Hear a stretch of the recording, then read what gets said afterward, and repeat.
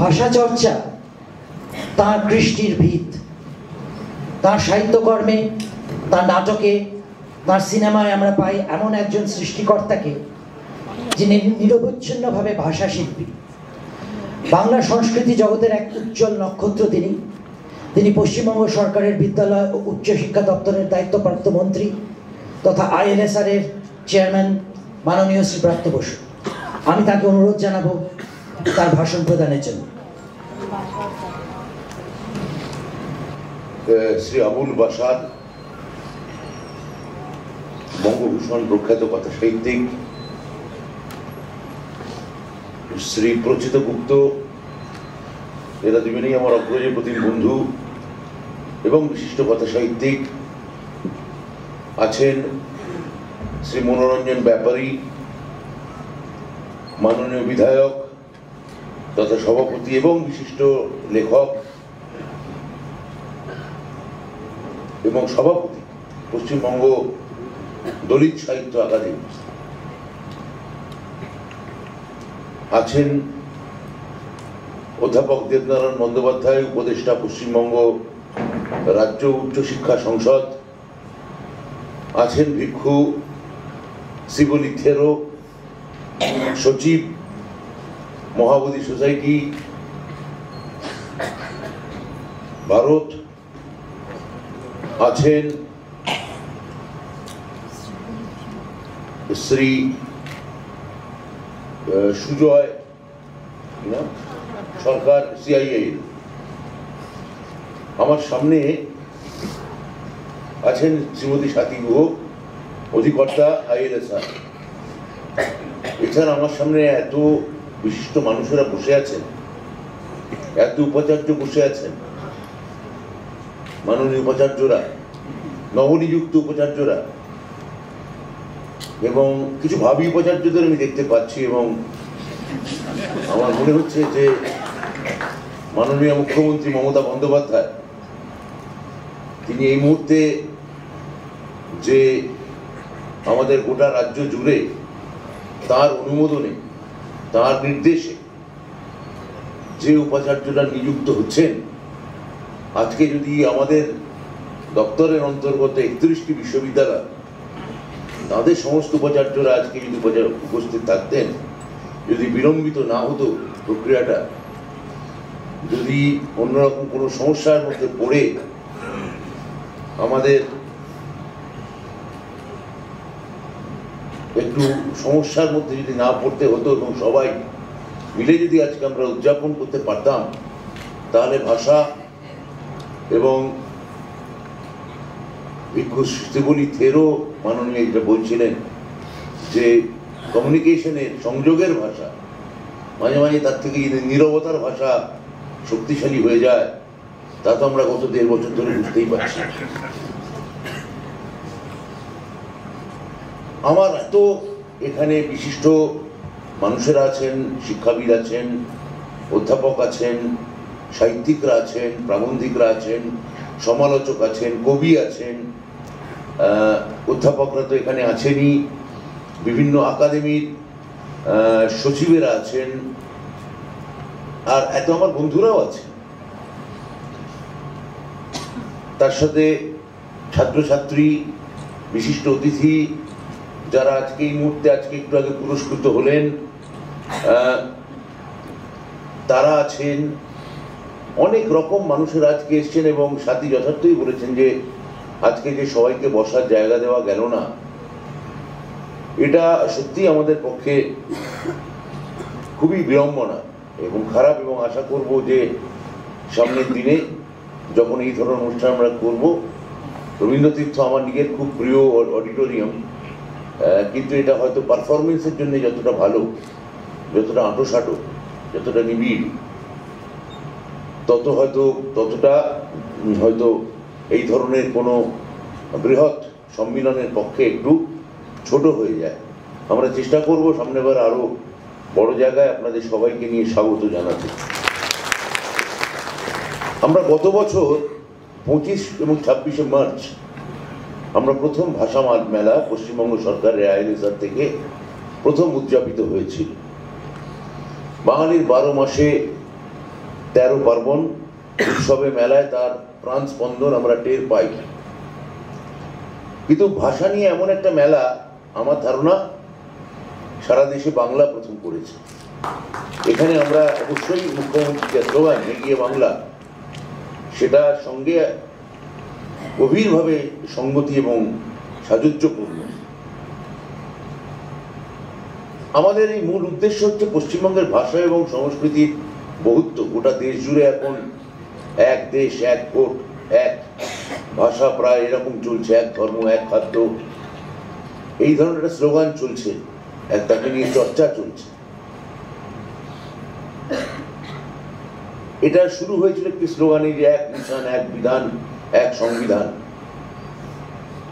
কাশ্মীর প্রসঙ্গে কথাটি ভারতবর্ষের প্রাক্তন শিল্প ভারী মন্ত্রী এই কথাটা বলেছিলেন। তিনি অবশ্য পরবর্তী ক্ষেত্রে 1951 সালে পদত্যাগ করেন কেন্দ্রীয় মন্ত্রিসভা থেকে।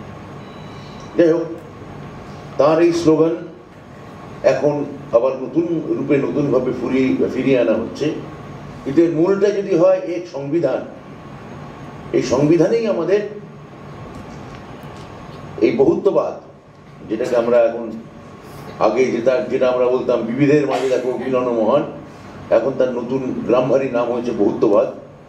সে বহুত্ববাদ এখন ভীষণভাবে আলোচনা এবং চর্চার বিষয়। আর সংবিধানে বহুত্ববাদকে বারবার জয়ী করা হয়েছে, চ্যাম্পিয়ন করা হয়েছে। যে সংবিধান রচনা করেছেন তাকে এখন প্রকাশ্যে তাকে কেউ একটু অপমানসূচক কথা বললেও তিনি সংবিধান তৈরি করে দিয়ে গেছিলেন।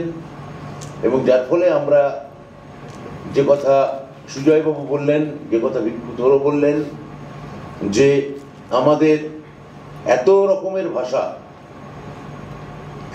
তাকে আমরা এত রকমের খাদ্য, এত রকমের ধর্ম, এত রকমের বর্ণ, এত রকমের দেবতা,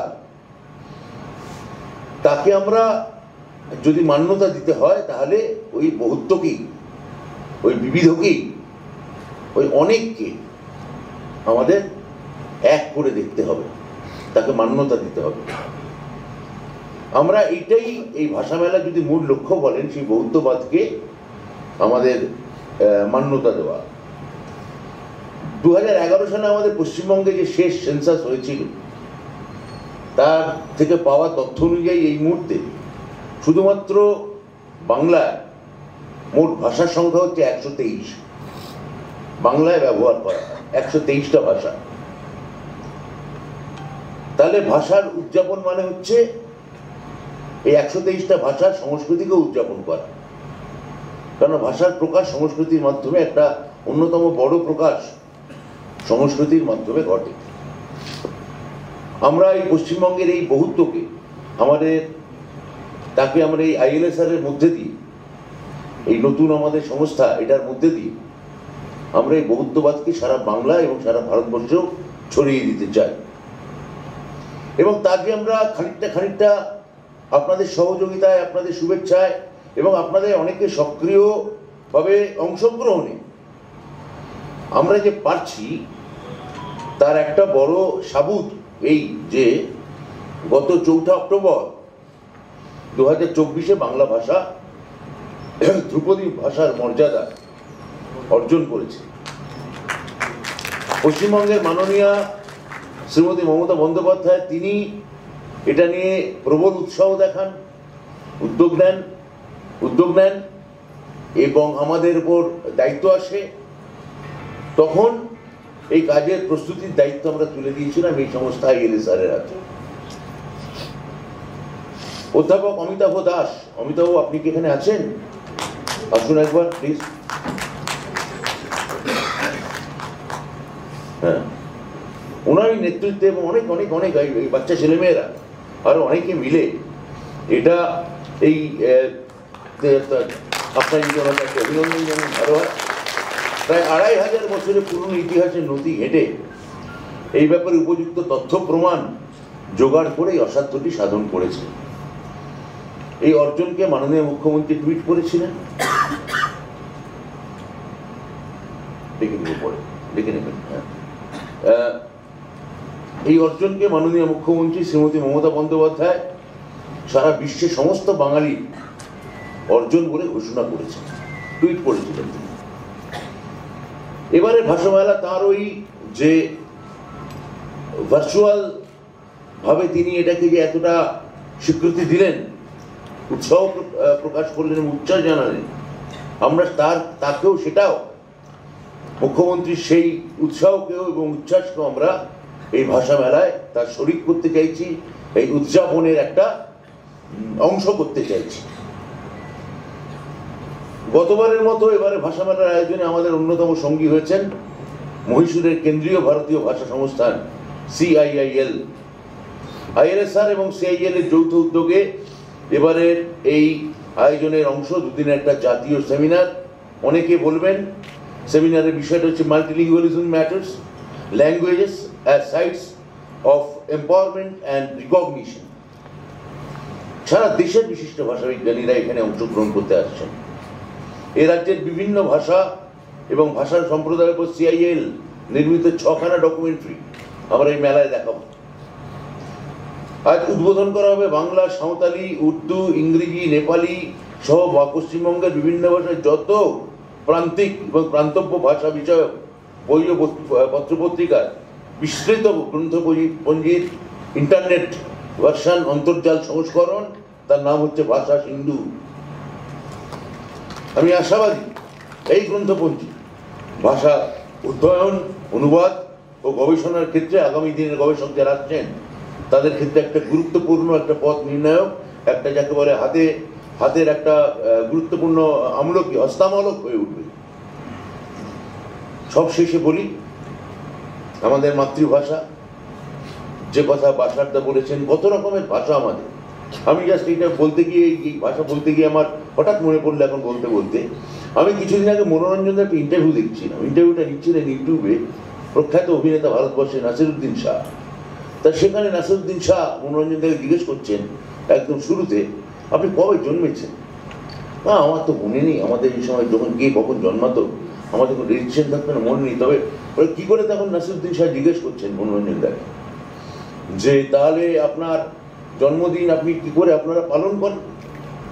তখন উনি বলছেন যে আসলে আমাদের প্রকৃতির নিজস্ব একটা ভাষা আছে, সে থেকে বুঝে যে এই সময় আমাদের শীত পড়ছে, ওই সময় হিন্দিতে হচ্ছে ইন্টারভিউটা, কিন্তু ওই সময় আমাদের বৃষ্টি পড়ছে, ওটা আমাদের নিজস্ব গাঁদেশে প্রকৃতির নিজস্ব ভাষা। তাহলে যে ভাষা আমরা পড়তে পারছি এবং যে ভাষা আমরা অনুধাবন করতে পারছি বা পারছি না কিন্তু অনুধাবন করতে চাইছি, এই সাউন্ড অ্যান্ড সাইলেন্স মানে আমাদের